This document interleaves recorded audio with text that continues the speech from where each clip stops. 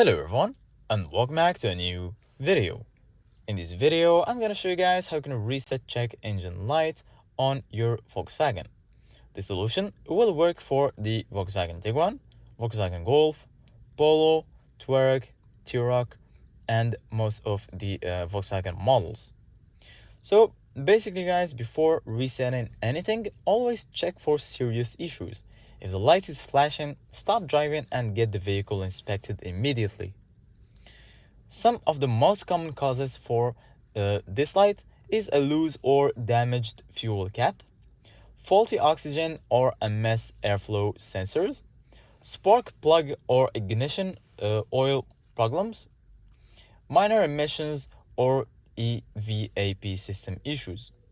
The safest way to reset the light with an OBD2 scanner: plug it into the port under the dashboard, read the trouble codes, fix the problem, then select clear codes to reset the light. If the issue was minor, like a loose fuel cap, the light may turn off automatically after several normal driving cycles. So just try this fix and normally you will get rid of it, but make sure to use it in a safe way. So this is it guys for today's video. Thank you guys for watching and see you guys in the next video.